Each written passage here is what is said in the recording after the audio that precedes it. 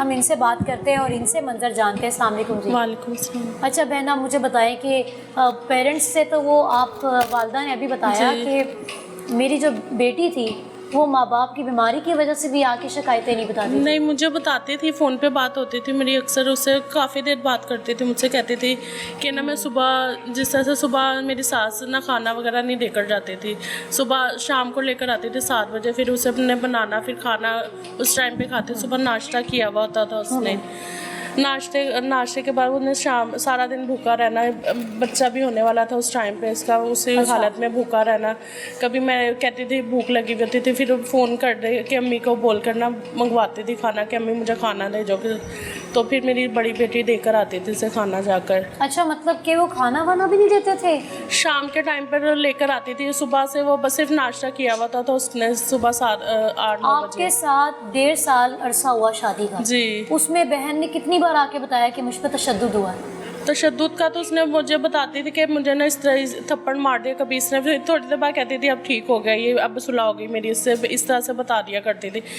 मैं इसे बोलती थी इस बारे में ना अम्मी अब्बू से बात कर, वो ज़्यादा मसला है तेरा तो अम्मी से बात कर, अब्बू से, कि इसकी माँ से बात करेंगे दोनों से। लड़ाई की जड़ क्या थी? किस बात पे झगड़ा होता था? पहले तो होते थे छोटे मोटे हुआ करते थे, फिर जब से इसका बेटा हुआ तब से इसके ना ज़्यादा मसले बन गए, कुछ मेरी वजह से इसकी सास मेरा इलाज भी करवाने के लिए लेकर गई थी। किस बात का? कि मुझे मसला था कि मेरे बेटों की डेथ हुई है उस वजह से ना। अच्छा, वो मतलब कहती थी साया ना हो, वो इलाज करवाने लेकर गई है मेरा, यहाँ तक करी इलाज भी मस्जिद से करवाने लेकर गई है, फिर भी वो वहम रहता था उसे कि ना तूने इससे नहीं मिलना, इससे बात नहीं करनी कोई भी। अच्छा, अपनी बहू को यानी कि इनकी सगी बहन को मना करती थी कि तुमने इस बहन से नहीं मिलना क्योंकि इनके 2 बेटों का इंतकाल हुआ है और ये एक ख़राब या बुरा साया है जिससे तुम्हारा बेटा जो है उस पर कोई असर ना हो जाए। जी, मुझे कभी मनूस बोलते थे, कभी वो मुझे कहते थे इस तरह से तुझे बोले कि मेरा दिल दुखता था, मुझे बताती थी कि ये बातें करते तेरे खिलाफ, फिर कहती थे मैं अम्मी से कैसे कोई इतनी बड़ी बड़ी बातें, मैं अम्मी से कैसे, अम्मी बीमार रहती है, अब वो भी हार्ट ऑपरेशन। अभी जब फिज़ा को इन्होंने जालसाजी की, क्या किया, किस तरह से जलाया, क्या आपने क्या देखा?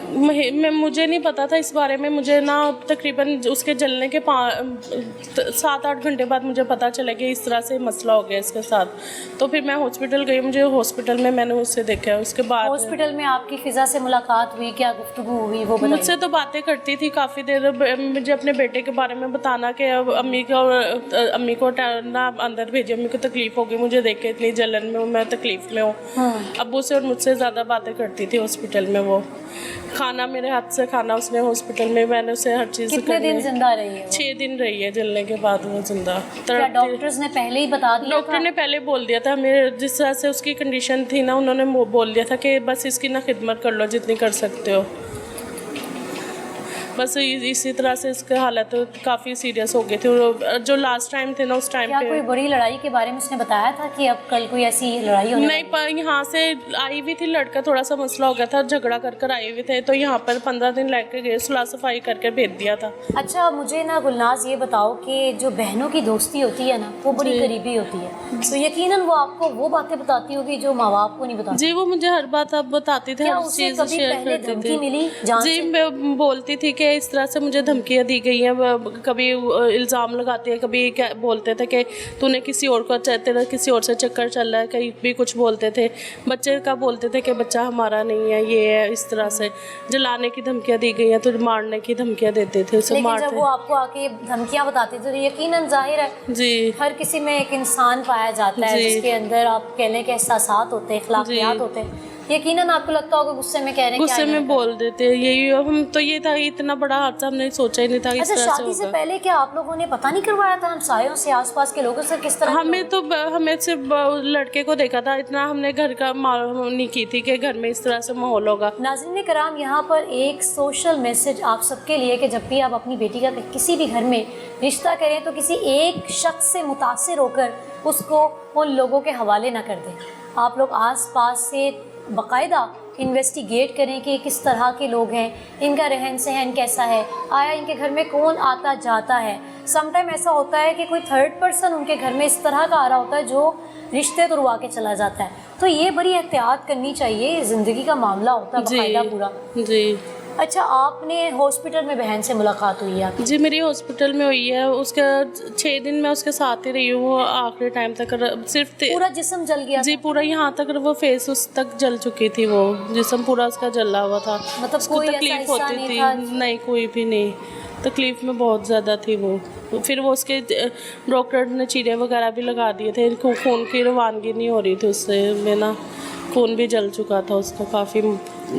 खून भी जल चुका डॉक्टर ने था। हमें जवाब तो पहले दिन ही जिस तरह से लेकर आईसीयू में लेकर गए थे ना, बुलाकर बोल दिया था कि इसकी जान, इसने बचना नहीं है, इसकी काफ़ी कंडीशन ख़राब है। जी, फ़िज़ा की इस वक्त फुप्पो की बेटी मेरे साथ मौजूद है, जिन्होंने फ़िज़ा को गुस्ल भी दिया। इनसे बात करते हैं। अस्सलाम वालेकुम जी। वालेकुम सलाम। बहना, क्या मंजर देखा? मंज़र कैसे बताऊं, बयान नहीं कर सकती। बहुत बुरा हाल था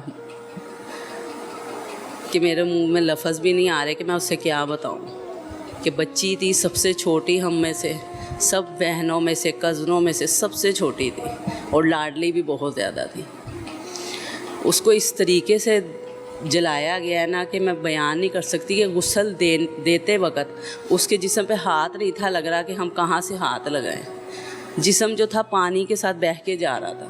ओहो, तौबा तौबा। बहुत बुरी कंडीशन थी कि मुझे यकीन करें नींद नहीं आ रही रातों। कैफियत। कुछ डॉक्टरों ने चीरे इतने बुरे दिए हुए थे कि जब कंडीशन नज़र आ गई थी कि बच्ची नहीं बचेगी तो चीरे देना बेफजूल था।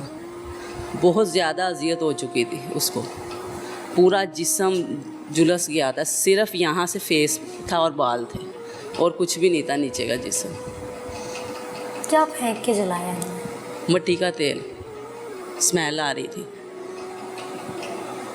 क्या कह सकते हैं, बहुत बुरा हाल किया उसका। मैं कह रही हूँ उनसे कड़ी से कड़ी सज़ा मिलनी चाहिए उन्हें। ज़ाहिरी बात है, बेटी थी हमारी, सब कुछ थी, छोटा सा बच्चा है उसका। बहुत बुरा हाल किया उन लोगों ने उसका कि हम बयान नहीं कर सकते। अच्छा, कज़न्स के साथ भी बहनों की बड़ी दोस्ती होती है। मुझे बताएं कि बहन जैसी थी आपकी, दोस्त जी थी, जी। आपसे आके कोई घर में बातें करती थी, बताती थी? जब से शादी हुई थी उसके चेहरे पे कोई रौनक नहीं थी देखी हमने। जिस तरह एक होता है कि डिस्कस करनी, कोई बातचीत करनी कि मैं बहुत ज़्यादा खुश हूँ, उसको हमने वो चीज़ नहीं देखी।